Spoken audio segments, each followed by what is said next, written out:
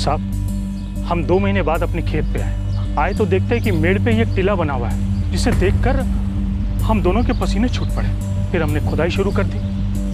इसके अलावा हमको कुछ नहीं पता साहब। कौन सा किसान 2 महीने तक अपनी जमीन से दूर रहता है? साहब, हम 2 महीने के लिए बाहर गए थे और जब बीज बोने का टाइम आया तो हम वापस आ गए और वापस आके देखा तो यहाँ पे ये कांड हो रखा है। तुम लोग 2 महीने के लिए यहाँ पर नहीं हो, तुम्हारी जमीन पे कोई नजर रखने वाला नहीं है।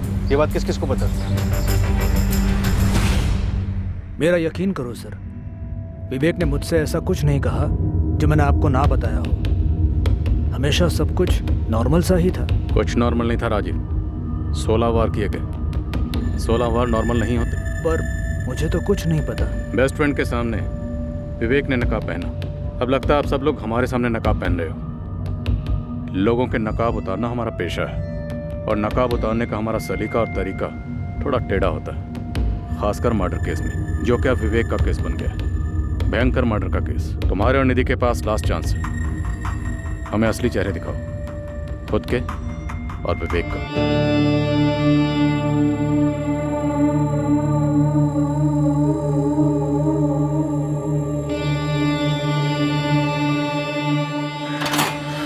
पुलिस ने मुझे पूछताछ के लिए बुलाया है। बुलाया तो मुझे भी है, and I am sure Ragini और काजल को भी बुलाया होगा। मतलब हम चारों से अलग अलग बात कर रहे हैं। हाँ तो करने दो। हम जो जानते हैं, जो अभी तक कहते आए हैं, आगे भी वही कहेंगे। सर, वो 2 किसान भाई मुश्ताक और जावेद, दोनों का कहना है कि उन्हें कोई अंदाजा नहीं है कि उनकी जमीन का इस्तेमाल किसने किया विवेक को दफनाने के लिए। उनके आसपास किसी का विवेक से कोई कनेक्शन? दूर का ही सही। वही तो हैरत की बात है सर। पूरे गांव में क्वेश्चनिंग थी, लेकिन किसी ने विवेक का नाम तक नहीं सुना और किसी का इंश्योरेंस या इन्वेस्टमेंट से कोई लेना देना। 99.99% ये इनसाइड जॉब। ये मर्डर किसी अंदर वाले ने किया। अब ये अंदर वाला या तो घर में से कोई है या ऑफिस से।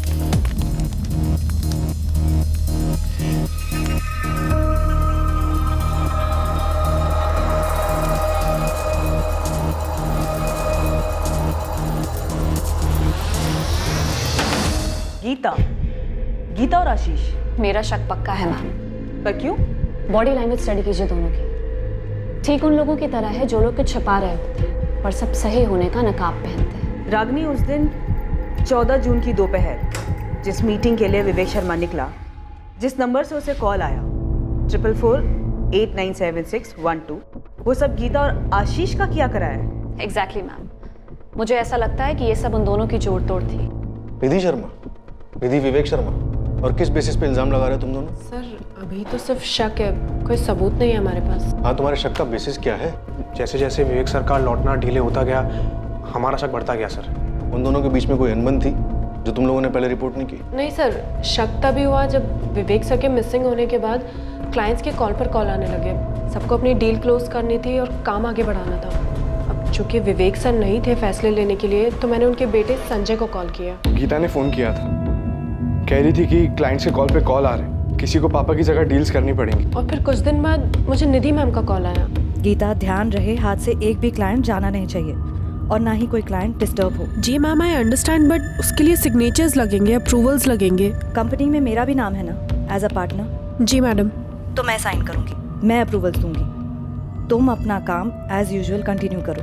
उनकी आवाज़ इतनी नॉर्मल, इतनी रोज़मर्रा वाली थी, मानो प्रिपेयर थे इस सिचुएशन के लिए। इनफैक्ट शायद वेट कर रही थी। सर, जब गीता ने मुझे बताया तब मुझे थोड़ा शक हुआ कि शायद एजेंसी हत्या ने निधि मैम ने खुद कुछ कर दिया हो। और जब 3 दिन तक विवेक सर लौटे नहीं, तो मुझे फीलिंग आने लगी कि शायद अब वो नहीं रहे। और ये जो फीलिंग है तुम्हारी, ये तुम लोगों ने अपने तक रखी, हमें बताना जरूरी नहीं समझा? सर ऐसे कैसे कुछ कह सकते थे, कोई सबूत नहीं था हमारे पास। मुझे भी एक फीलिंग हो रही है और सबूत भी है कि विवेक के मर्डर के पीछे तुम दोनों का हाथ है। सर क्या बात कर रहे हैं आप? किसने कान भरे सर आपके? सर लेकिन ये सब करके फायदा क्या होगा हमारा? सर बताइए ना सर, कौन हमारे पीछे आपको ये सब बता रहा है? भाई, जो जानता है कि इस कत्ल के पीछे तुम दोनों। सर, हर कत्ल के पीछे एक मोटिव होता है। हमारा जीरो मोटिव है। हमारा विवेक सर के साथ कनेक्शन भी अच्छा था, और भले ही कुछ भी हो जाए, हम तो एम्प्लॉयज ही रहते हैं ना सर। निधि मैम की तरह एजेंसी के मालिक थोड़ी बन जाते हैं। तुम दोनों, रिश्ता है तुम दोनों के बीच? हाँ सर, पर इसका मर्डर से कोई कनेक्शन नहीं है। हमारी विवेक सर से कोई शिकायत नहीं थी। वो एक अच्छे एम्प्लॉयर थे और हम अच्छे एम्प्लॉयज, सिर्फ एम्प्लॉयज। रागनी क्यों काजल? सर मुझे नहीं पता, बस क्या काजल?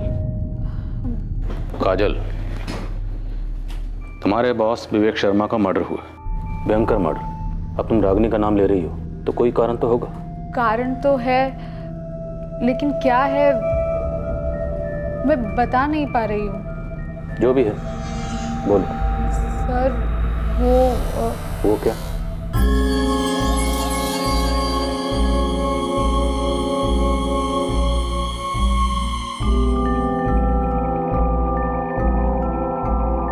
सर वो सब जानती है, मर्डर कैसे होता है, क्यों होता है, आप लोग आगे क्या करेंगे सब जानती है वो।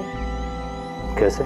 कहने को तो कहती है कि क्राइम शोज देखकर सब पता चला है, लेकिन मुझे ऐसा लग रहा है कि वो इन्वॉल्व्ड है, इसीलिए वो गीता और आशीष के नाम भी ले रही है। तो तुम्हें लगता है कि वो गीता और आशीष का नाम लेकर खुद का जुर्म छुपा रही है? बॉडी लैंग्वेज ठीक उन लोगों की तरह है जो लोग कुछ छुपा रहे होते हैं पर सब सही होने का नकाब पहनते हैं। सबके सब गेम खेल रहे हैं। रागनी कह रही है गीता आशीष, गीता आशीष कह रहे हैं वाइफ निधि शर्मा, और काजल कह रही है कि रागनी मास्टरमाइंड है। सर वो बच्चों की बर्थडे पार्टी में गेम्स नहीं होते, वो पासिंग पार्सल, म्यूजिकल चेयर्स, ये सब के सब ऐसे ही ड्रामा कर रहे हैं। सबके सब एक दूसरे को संदिग्ध बना रहे हैं, पर किसी का भी क्लियर मोटिव समझ में नहीं आ रहा है। जैसे ही विवेक की बॉडी मिली, मिसिंग से केस मर्डर का बना, सबके इक्वेशन बदल गए। सब ऑर्केस्ट्रा में होता है ना, कंडक्टर का इशारा होते ही पहला इंस्ट्रूमेंट बजाता है, फिर दूसरा, तीसरा, फिर सब मिलके। पर निमिता सवाल ये है कि ऑर्केस्ट्रा कंडक्ट कौन कर रहा है? जैसे ही विवेक की बॉडी मिली, मिसिंग से केस मर्डर का बना, सबके इक्वेशन बदल गए। सब ऑर्केस्ट्रा में होता है ना, कंडक्टर का इशारा होते ही पहला इंस्ट्रूमेंट बजाता है, फिर दूसरा, तीसरा, फिर सब मिलके। पर निमिता सवाल ये है कि ऑर्केस्ट्रा कंडक्ट कौन कर रहा है?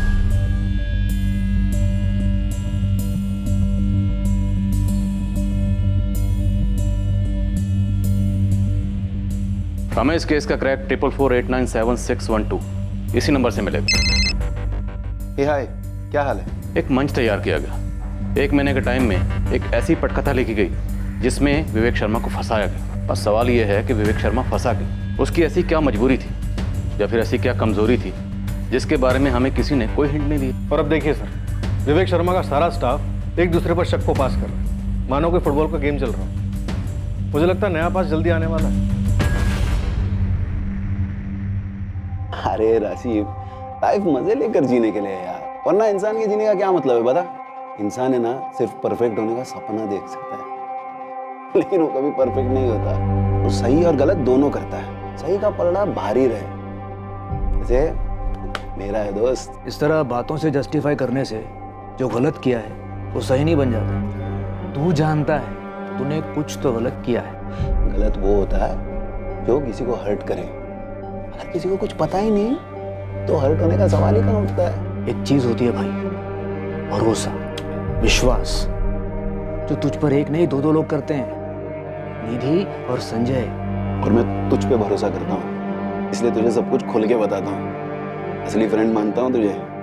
मैं तेरी भाषा में बोलता हूँ। भरोसे का इन्वेस्टमेंट प्लान एक बार फेल हो गया ना तो दुनिया की कोई भी इंश्योरेंस उसे कवर नहीं कर सकती। ये पकड़े जाने का रिस्क मत ले यार, सेफ खेल।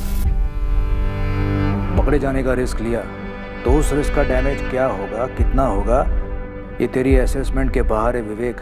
तू क्या, ये अंदाजा कोई नहीं लगा सकता।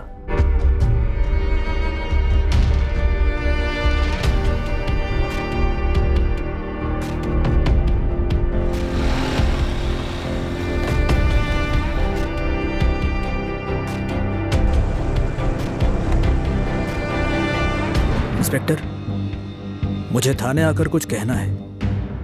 विवेक की एक सीक्रेट थी। वो तो होना ही था। मैं बस इंतजार कर रहा था कि कब कोई सामने आकर इसका खुलासा करेगा। सर, जब वो गायब हुआ तब मुझे ऐसा नहीं लगा था कि उसकी सीक्रेट का उसके गायब होने के साथ कोई कनेक्शन होगा। अब ये केस विवेक के गायब होने का नहीं, विवेक के मर्डर का। विवेक अब लौटने वाला नहीं। अब तुम जो भी बोलोगे वो विवेक को दर्द नहीं देगा बल्कि उसे इंसाफ देगा।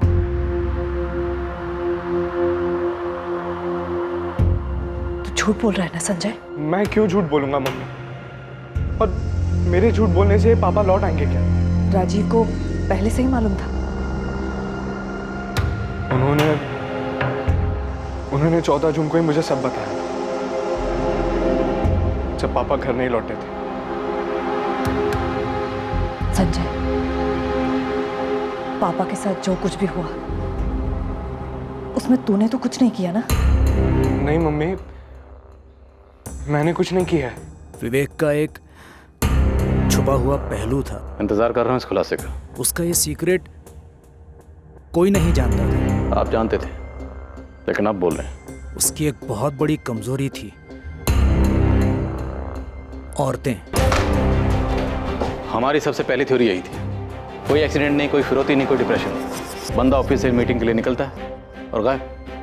मामला अफेयर का होना ही था। कौन थी वो औरत? सर, मैंने कहा उसकी कमजोरी थी औरतें, एक से ज्यादा। सर, कितनी थी मुझे नहीं मालूम। सबके बारे में नहीं मालूम होगा, लेकिन कुछ के बारे में तो मालूम होगा। बताया होगा विवेक ने डिटेल में। क्लोज फ्रेंड था। नहीं सर, उसने किसी के नाम नहीं बताया, कोई डिटेल्स नहीं दी। लेकिन सर, वो हर वक्त किसी न किसी के साथ इन्वॉल्व रहता था। उसके ऑफिस में कोई थी? ये तीनों लड़कियां, गीता, रागनी और काजल, इनमें से किसी के साथ विवेक शर्मा का चक्कर रहा हो। तो इनमें से किसी ने किया है? इनमें से किसी ने, या इनमें से किसी की वजह से किसी ने। गोविंद तो किस तरफ इशारा कर रहा है? संजय, विवेक का बेटा। उसके सर्कल से मैंने पता किया है, काफी हद तक परेशान और दुखी रहा है वो काफी अरसे से। मुझे तो लगता है कि उसे अपने बाप के अफेयर का पता चला होगा। माँ के लिए बहुत बुरा लगा होगा, इतना बुरा लगा होगा कि उसने अपने ही बाप को खत्म कर दिया। मैडम, ये पूरा कांड घर के अंदर से ही रचा गया होगा।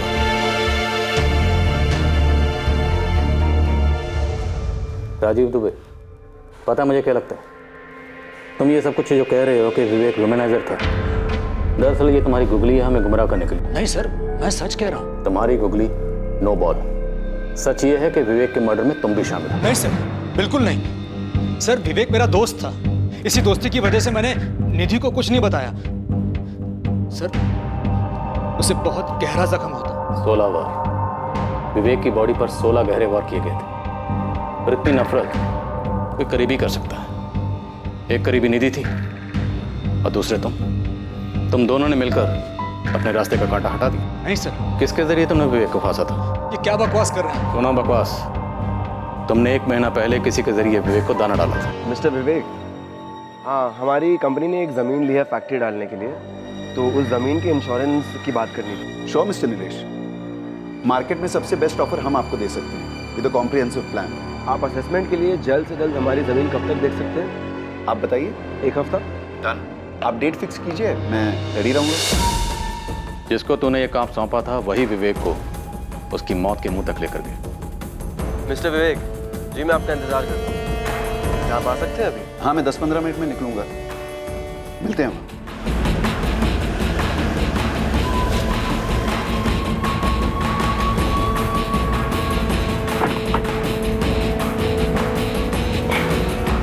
ज़मीन होशंगाबाद में आने के लिए बहुत बहुत शुक्रिया।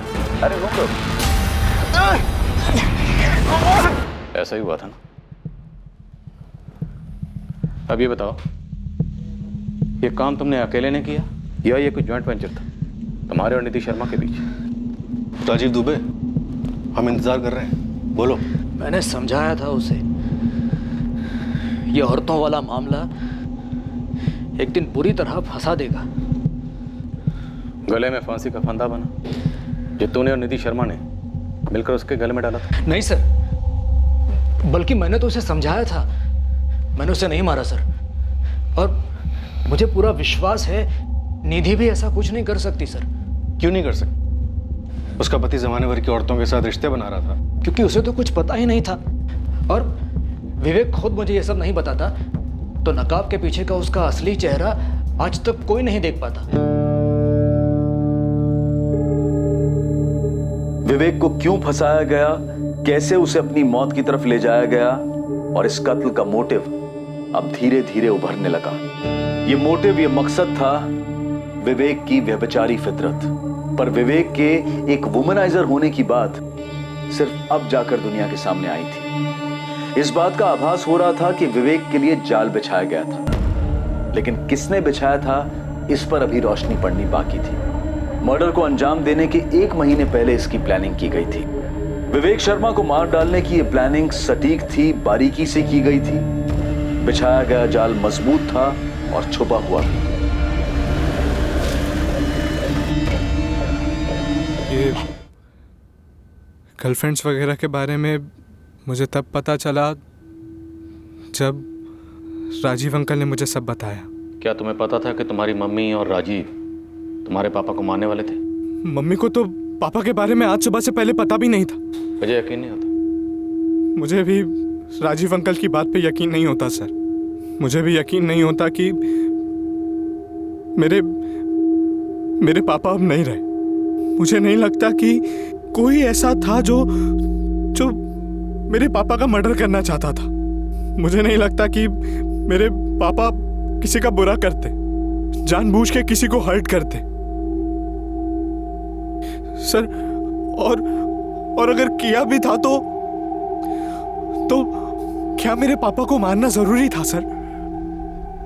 किसने किया सर? मुझे जानना है कि मेरे पापा के साथ ऐसा किसने किया। कौन थी वो लड़की? क्या नाम है उसका? कोई एक लड़की नहीं थी। मेरा शक है ऑफिस में से कोई है। गीता, रागिनी, काजल या उससे पहले भी कोई और? मुझे पता होता तो मैं बताता ना। राजीव, तुम्हें पहले से पता था कि उसका अफेयर चल रहा है, लेकिन तुमने मुझे नहीं बताया। मैं कैसे बताता? मुझ पे भरोसा करके उसने मुझे बताया। मैं तुमसे कहता तो तुम दोनों की शादी टूट जाती। अभी भी तो टूटी ना राजीव, अब तो सब टूट गया। मैंने कितनी बार समझाने की कोशिश की, वो मानता ही नहीं था। क्यों? क्या कहता था? गलत तब होता है जब किसी को पता हो गलत हुआ है। वो मेरी बात सुनता ही नहीं था। मेरी सुनता? अगर तुमने बताया होता तो।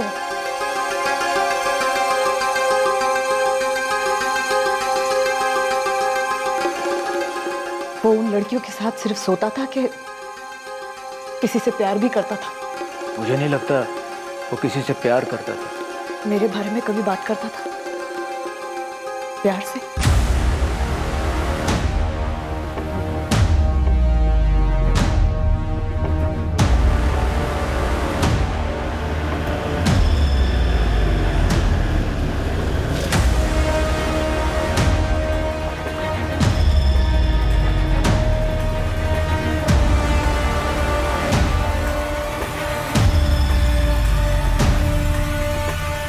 गाड़ी मिल गई है सर, विवेक शर्मा की, MPCX I407X। हबीबगंज में मिली?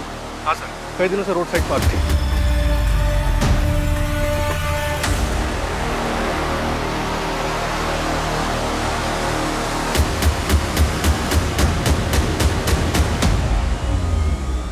कमल, कत्ल हुआ उबैदुल्लागंज और दफनाया गया होशंगाबाद में, और विवेक की गाड़ी को ठिकाने लगाया गया हबीबगंज में। शातिर प्लानिंग, और इसका सीधा सीधा ताल्लुक विवेक के बेशुमार अफेयर के साथ है। और मुझे लगता है इनमें से कोई एक अफेयर ऑफिस में से किसी के साथ था। और ये तीनों, रागिनी, काजल और गीता, आपस में बॉल पास करते, किसी पे शक टिकने नहीं दिया। सब तोड़ते हैं तीनों को।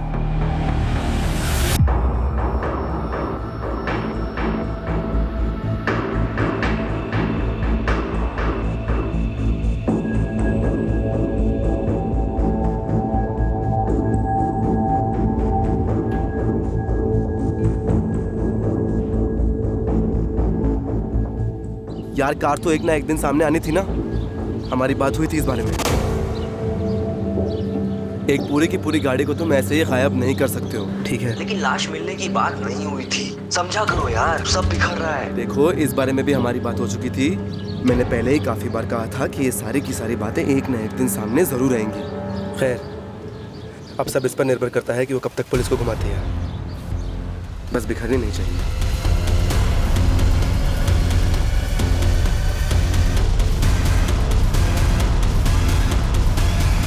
मैं कबूल करती हूँ, विवेक सर और मेरा अफेयर था। गीता, और कोई चॉइस है भी नहीं तुम्हारे पास। लेकिन वो 3 साल पहले था, सर को एंजॉय करना था और मुझे भी अपनी जॉब में आगे बढ़ना था। और वो छोड़ना नहीं चाहता था, अभी एंजॉय करना चाह रहा था। मैंने कहा ना, ये 3 साल पहले का अफेयर था। अभी मैं और आशीष साथ हैं और हम सीरियस हैं। विवेक सर के साथ जो कुछ भी था वो 3 साल पहले ही ख़त्म हो गया। अगर ख़त्म हुआ होता तो तुम हमें बताती। मैडम, मुझे किसी भी तरह की कॉम्प्लिकेशन नहीं चाहिए थी, बस इसीलिए नहीं बताया। नोट कर लो तो, यही बात रागिनी बोलने वाली है। मुझे मालूम था गीता का अफेयर था विवेक सर के साथ, इसलिए मैंने कहा था कि उसने और आशीष ने मिलकर कोई प्लानिंग की। और तुम्हारा कुछ नहीं था तुम्हारे विवेक सर के साथ? नहीं सर, मैं इतनी बेवकूफ़ नहीं हूँ कि ऑफिस में बॉस के साथ रोमांस करूँ।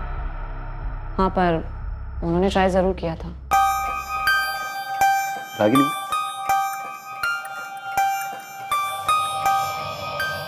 तुम्हें मेरे साथ क्लाइंट मीटिंग के लिए चलना चाहिए। काम फास्टर सीखोगी, ऑफिस के लिए और हमारे फ्यूचर के लिए अच्छा रहेगा। सर, जब मैं फील करूँगी कि मैं रेडी हूँ क्लाइंट मीटिंग्स के लिए, तब मैं ज़रूर चलूँगी। एक क्लाइंट के साथ लंच मीटिंग है आज। Thank you sir, but no sir, मैं इस वक्त कंफर्टेबल फील नहीं कर रही हूँ, प्लीज़। गीता या काजल ने मुझसे डायरेक्टली कभी कुछ नहीं बोला, लेकिन मुझे पता था होटल में लंच मीटिंग का क्या मतलब होता है। वैसे काफ़ी स्मार्ट हूँ मैं सर। उतनी भी नहीं, क्योंकि तुम्हें लगा तुम्हारा प्लान कभी पकड़ा ही नहीं जाएगा। मालूम है मुझे, आप मुझे प्रेशराइज करके मुझसे कुछ निकलवाने के चक्कर में हैं। आप पुलिस वालों की स्टैंडर्ड प्रैक्टिस है ये, आई नो। लेकिन सर, इस वक्त आप मेरे साथ डेड एंड पर हो, मुझसे कुछ नहीं मिलेगा। फिर किससे मिलेगा? गीता या काजल? मुकेश चंद, याद है आपको? उसने कौन सा नंबर यूज किया था? वो है कातिल? सर, मैंने अपनी खुद की इन्वेस्टिगेशन की है और मेरी रीडिंग के हिसाब से मुकेश चंद के डिटेल्स यूज हुए हैं। फर्जी सिम बनाया गया है। वो तो सिर्फ बलि का बकरा था।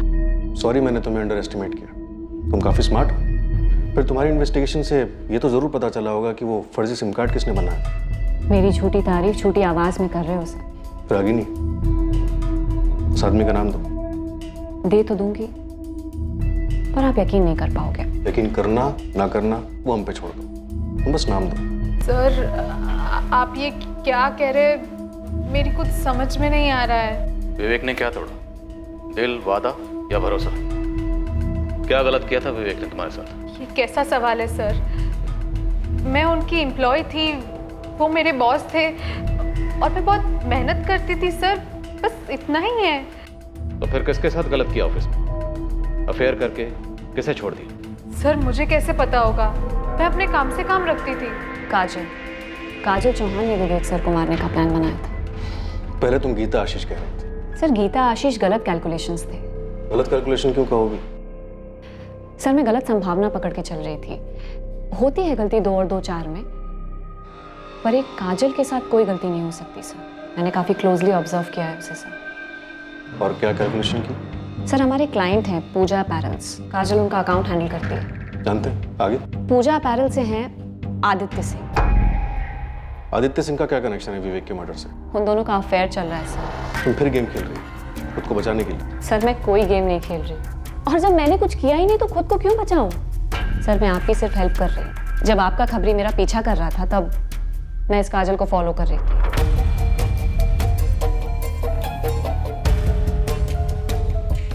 वो ऑफिस मीटिंग्स के अलावा बाहर मिलते हैं। विवेक सर के गायब होने के बाद रोज मिल रहे थे और दोनों काफी नर्वस लग रहे थे।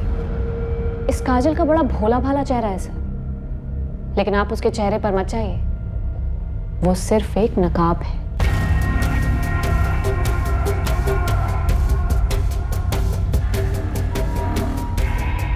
उस नकाब के पीछे एक चालाक प्लेयर छिपी हुई। कैसी player? Game of love sir. वो विवेक सर के साथ भी अक्सर बाहर जाती थी, कहने को मीटिंग्स, पर असलियत तो सिर्फ वो दोनों जाने। काजल, चलो जल्दी, हम लेट हो रहे हैं। और वो मुकेश चंद वाली बात? वो बस मेरा डिडक्शन था। पहले मुकेश चंद के नाम पे फर्जी सिम, फिर विवेक सर को फंसाया जाता है, फिर मारा जाता है, फिर दफनाया जाता है, और फिर उनकी कार को किसी रोड पे पार्क कर दिया जाता है। पर आप लोगों को पता लगाने में इतना समय लगा। सर इंग्लिश में इसे एंट्रैपमेंट कहते हैं। काफी जानकारी रखती हो तुम परफेक्ट क्राइम के बारे में। बचपन से सर मैं फैन रही हूँ क्राइम शोज की और क्राइम नॉवेल्स की। पिछले 8 साल से क्राइम पेट्रोल देख रही हूँ और हर बार एक ही बात सामने आई है, जिस पर पुलिस का कम से कम शक होता है ना सर, वही होता है किलर।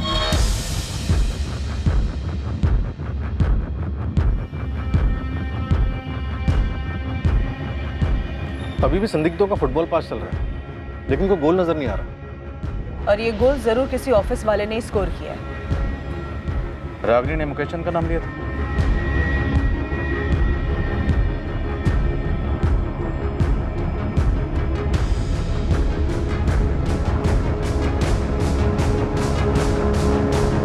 वो तो ऑफिस में सबका नाम लेती रहती है, गोल गोल बातें करती है। अजीब कैरेक्टर है उसका। यस सर, मुझे भी थोड़ी ऑफ लगती है वो। राजीव दुबे, अगर राजीव दुबे ने ये औरतों वाली बात का खुलासा शुरुआत में किया होता तो हमारी थ्योरी क्या बनती? हम विवेक शर्मा के कॉल रिकॉर्ड्स में से औरतों की लिस्ट बनाते, उनकी छटनी करते और फिर खबरियों के जरिए पता चलता कि विवेक के ऊपर इतना गुस्सा किसे था। लेकिन सर विवेक के फोन रिकॉर्ड में हमें ऐसा कुछ भी नहीं मिला है। शायद वो फोन पर रोमांस ना करता, फेस टू फेस करता, और फेस टू फेस सबसे ज्यादा वो ऑफिस में होता था। गीता ने कबूल किया है कि 3 साल पहले उसका विवेक के साथ अफेयर था, लेकिन ये बात राजीव और निधि को नहीं पता। रागिनी ने किसी अफेयर से इनकार किया, लेकिन काजल का नाम लिया। तो काजल हो सकती है? अगर है तो फिर काफी शातिर दिमाग की, इतनी शातिर कि विवेक को फंसाकर उसकी मौत के मुंह तक ले गए। सर मेरी काजल पे ये इन्फॉर्मेशन है कि वो यहाँ अकेली रहती है। ओरिजिनली वो जबलपुर से है और उसका कोई बॉयफ्रेंड नहीं है। सिम कार्ड खरीदा गया हबीबगंज से, विवेक की कार लवारिस मिली हबीबगंज, तो हो सकता है कातिल का कोई कनेक्शन हबीबगंज से हो। वैसे इस रागिनी ने इंटरोगेशन के दौरान एकदम से मुकेश चंद का नाम लिया। तो हबीबगंज में रहने वाले मुकेश चंद के किसी करीबी ने चुपके से मुकेश चंद के डॉक्यूमेंट्स को एक्सेस किया, फर्जी सिम कार्ड खरीदा जो ऑपरेशन में इस्तेमाल हुआ। तो मुकेश चंद का कोई करीबी इस कातिल की साजिश का हिस्सा हो सकता है, या शायद खुद कातिल। और इस मुकेश चंद की जानकारी में थी इस केस को खोलने की चाबी। जरूरी डॉक्यूमेंट्स की फोटोकॉपीज हम अक्सर मिटाते नहीं हैं, जबकि उनका गलत इस्तेमाल होने का खतरा बना रहता है। अक्सर हमें पता तक नहीं होता कि हमारे सर्कल में वो कौन बंदा या बंदी है जिसने हमारी आइडेंटिटी डॉक्यूमेंट्स की कॉपी ली किसी काम से और किसी और ही जगह इस्तेमाल की। फिर से कह रहा हूं, मुझे नहीं मालूम मेरे कागजात का किसने गलत इस्तेमाल किया है। मुकेश चंद, कुछ तो याद करो, तुमने अपने कागजात कहाँ दिए थे, किसे दिए थे? राजीव दुबे, इसे जानते हो? नहीं। संजय शर्मा? नहीं। निधि शर्मा? नहीं। रागिनी, काजल, गीता, इनमें से किसी को? नहीं सर, मैं इन लोगों को नहीं जानता, किसी को भी नहीं। आशीष? नहीं सर। मुकेश चंद, इनमें से किसी को भी नहीं जानते?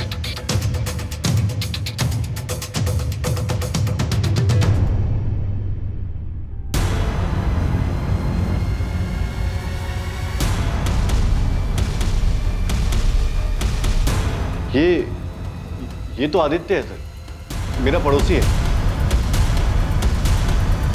इसने?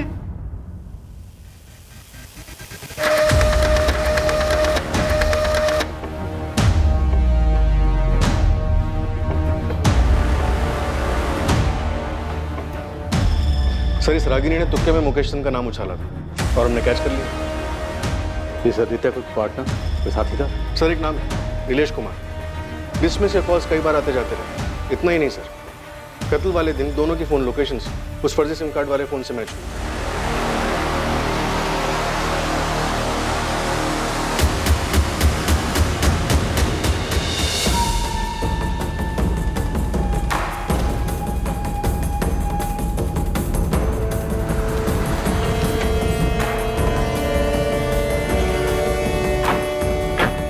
आने के लिए थैंक यू विवेक। अरे कोई नहीं।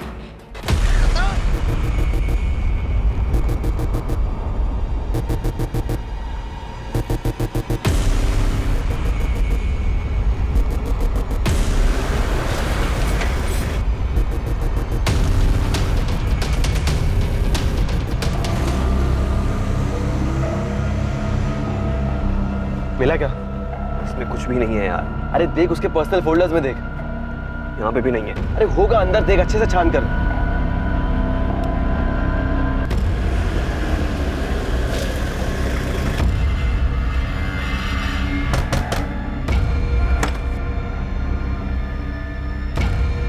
नीलेश कुमार, आदित्य तुम्हारा दोस्त है ना?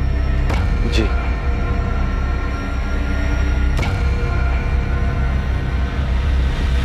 आओ आदित्य, बैठो। क्यों लाया गया मुझे यहाँ? बैठो। पहले बताओ। ओए, बैठ। अरे सर आप पूछिए ना जो पूछना है। चल बैठ बैठ।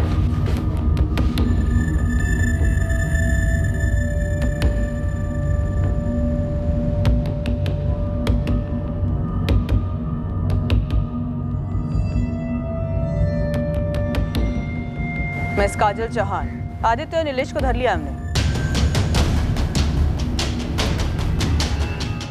काजल? काजल ने करवाया? आई ऑलमोस्ट न्यू इट कि ये सब काजल ने किया है। लेकिन ये सब कब कैसे हो गया?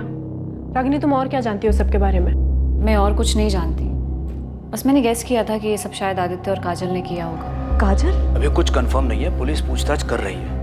काजल के बॉयफ्रेंड आदित्य और उसके साथ एक और बंदे को अरेस्ट किया है, कोई नीलेश है। काजल, आदित्य, नीलेश, तुम लोगों के खिलाफ हमारे पास बहुत कुछ है, पर तुम लोगों के पास वक्त बहुत कम है, इसलिए जितनी जल्दी बोलोगे तुम लोगों के लिए उतना बेहतर होगा। विवेक शर्मा को तुम लोगों ने क्यों मार डाला? सर वो आदित्य मेरा दोस्त है, मैं बस इसकी हेल्प कर रहा था। मर्डर में? और कोई तरीका नहीं है क्या? जब तक विवेक जिंदा है मैं काजल को शादी के लिए नहीं मना पाऊंगा यार। लेकिन यार विवेक को मार देने से अच्छा और आसान उसे छोड़ देना है। और काजल उससे ब्रेकअप क्यों नहीं कर रही है? अरे वो उसे नहीं जाने दे रहा है यार। अबे यार शादीशुदा आदमी है, 19-20 साल का बेटा है उसका। बोलना काजल को धमकी देने के लिए कि वाइफ और बेटे को सब बता दूंगी। अरे नहीं यार, ऐसे नहीं हो सकता। वो डरती है, उसे डर है कि विवेक उसे बर्बाद कर देगा। तुम उसे छोड़ क्यों नहीं देती हो? मैं हमेशा तुम्हें खुश रखूंगा, आई प्रॉमिस। नहीं आदि, मैं चाहती हूँ अभी ये नहीं कर सकती। This is not possible. तुम पूरी तरीके से उसकी मुट्ठी में क्यों हो काजल? वाई? क्योंकि वो है ऐसा, खतरनाक है वो। सबके सामने एक चेहरा है और पीछे कुछ और। मैं जब उससे पहली बार मिली थी मुझे उसका ये चेहरा दिखा ही नहीं, सिर्फ ये गुडी गुडी मास्क। मेरे पेरेंट्स बीमार हैं, मेरे साथ रहते हैं, उनकी देखभाल में काफ़ी खर्चे थे। मेरे लिए वो जॉब दुनिया की सबसे इम्पोर्टेंट चीज़ थी। और विवेक मुझे सब कुछ ऑफर कर रहा था, सब कुछ।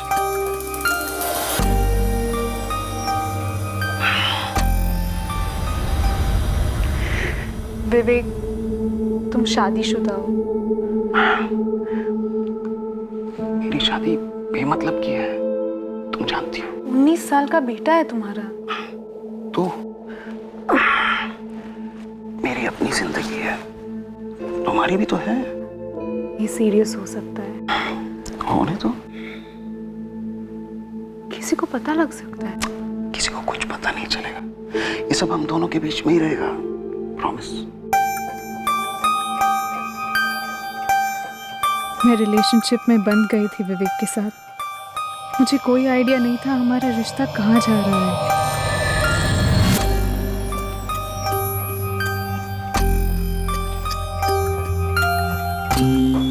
या कम इन। हम आए दिन सेक्स के लिए मिलते और वो मेरी काफ़ी अच्छी तरीके से हेल्प कर रहा था। प्रमोशंस, इंक्रीमेंट्स, बोनस, ऊपर से गिफ्ट्स। लेकिन हमारा रिश्ता उसके आगे कहीं जा ही नहीं रहा था।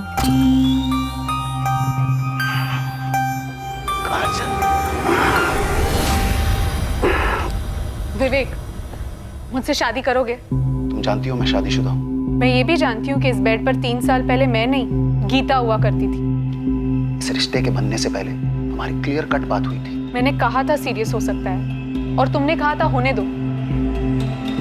विवेक, अब मैं हूँ सीरियस तुम्हारे साथ। मैं तुम्हारे साथ पूरी लाइफ शेयर करना चाहती हूँ, सिर्फ 1 घंटे के लिए नहीं। सिर्फ ये 6x6 का बेड शेयर करना नहीं चाहती, मैं पूरा घर, पूरी जिंदगी शेयर करना चाहती हूँ। ये कभी नहीं होगा। तो आज तक इस कमरे में जो होता आया है वो भी अब कभी नहीं होगा। क्यों?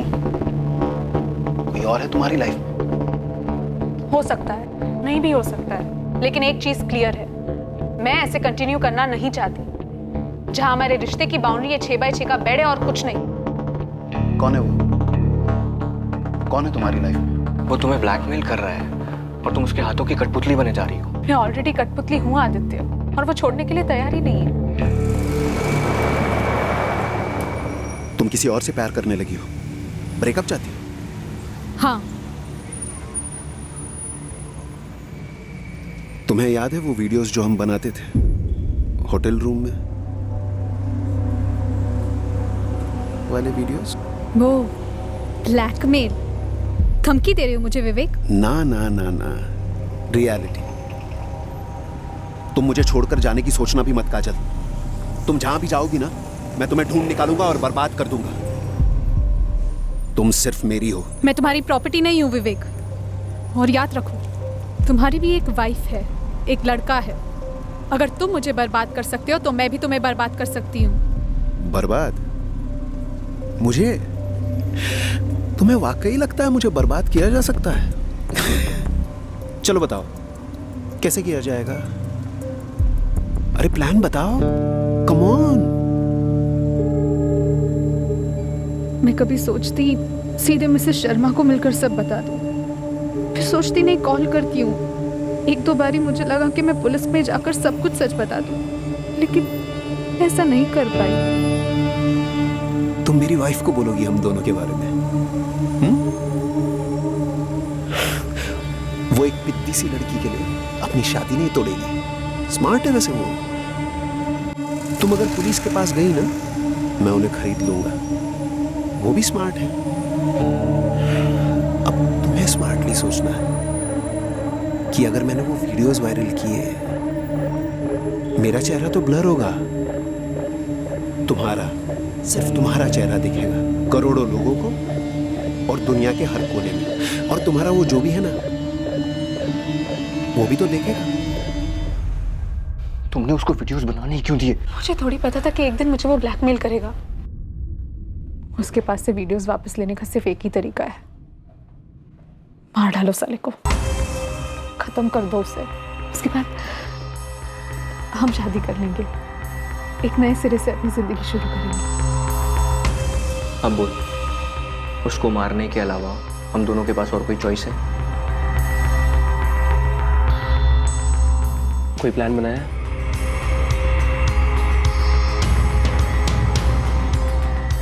सबसे पहले हमें विवेक को फंसाना होगा।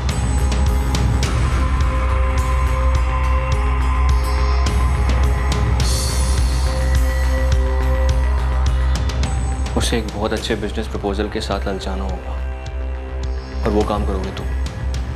और एक बार वो पूरी तरीके से इस प्रोजेक्ट में घुस गया, मार देंगे। वो खेत जहाँ पे तुमने विवेक को दफनाया, कैसे हाथ लगा तुम्हारे? सर वो मैंने दिलवाया था। विवेक के मोबाइल पर वो वीडियोस मिले तुम लोगों को?